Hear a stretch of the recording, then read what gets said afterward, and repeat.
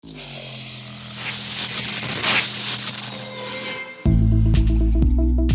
name is Sam Blakelock. I'm from Christchurch and I'm living here in Queens, New York, and I'm studying my Masters in jazz guitar. So throughout university, when I was studying jazz, it was in the back of my mind that this is the place where jazz was developed and born in a lot of ways, as well as New Orleans.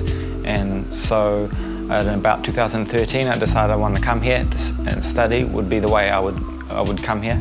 And so that took me about a year of planning, and then I moved here September this time last year. I wanted to take my jazz guitar to like another level, and the level was very high here. And it was about being in New York, and studying was a really great pathway to make that happen. I think it's just like another place. People are the same everywhere, but there's just a lot more opportunities here. Had you been to New York before you decided to move here? I had 2 visits here, once for 2 weeks, and another time for 3 months we get the visa waiver, tourist visa from New Zealand, so two times, yeah. Well, I mean, let's talk about the perception of when you thought about living in New York versus kind of like the reality of it, because I guess this is kind of the New York that... This is what people think of, but it's not the reality. So I'm on my F1 student visa, which means I can't work at the moment. So I'm playing for free and doing internships unpaid. So, but recently I won a green card, or I won the lottery, which is the first step. And that kind of has changed my thinking, because suddenly this is a place where I could work, and it feels a little bit more like home, I guess, or more like home than if I'm just here and I can't actually work here. So I was really lucky to get that. So you don't spend all of your time in New York, eh? So what else do you do, and how does it get you out of the country? Well, a lot of traveling I do is kind of funded through working on cruise ships, playing in the show band. How long are you away for? This next stint I'm doing is 4 weeks, but usually it's about 3 months. And they'll try and get you for as long as possible. Do you ever get seasick? Yeah, the first time I was on it, I threw up on stage in my mouth. And then I went out and came back before the song ended, and it was all good. Like anything you do here, I think means a lot more because the competition is greater. On Craigslist, which is like the classifieds, I was trying to get this gig with a singer.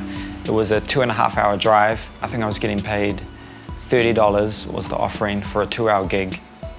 So I applied, I sent off what I had done, and I got the gig, and I found out that there were 15 other people who were going for that same gig. And that was a great achievement for me, but I couldn't think of the same thing happening in New Zealand. So we have arrived after about 45 minutes on the E train, and we are at The Howard, as you can see by the doormat there. Actually named after Sir Howard Morrison, Yeah. who in the late 1970s spent a lot of time in Forest Hills. Yeah, he was one of the founding fathers of this area. Yeah, well, let's go take a look.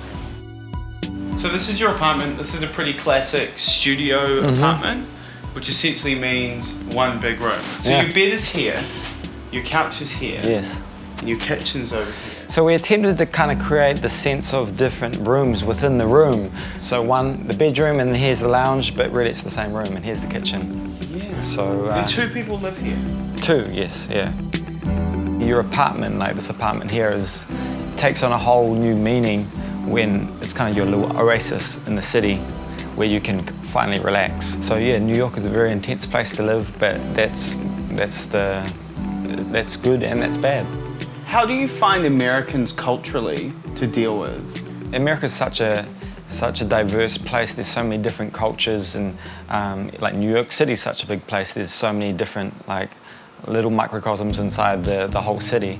I think culturally there's so many different areas. Like there might be people who are really into this specific type of music, and they speak a certain way and they dress a certain way, and they'll be doing their thing like that and go to certain bars, or there'll be like the lawyer crowd who go to these bars dressed like this. So there's so many different like circles of people.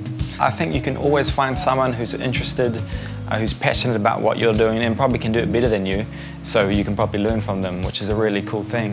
For the time being, this is where I want to be, and I can see myself here for about 5 years at least.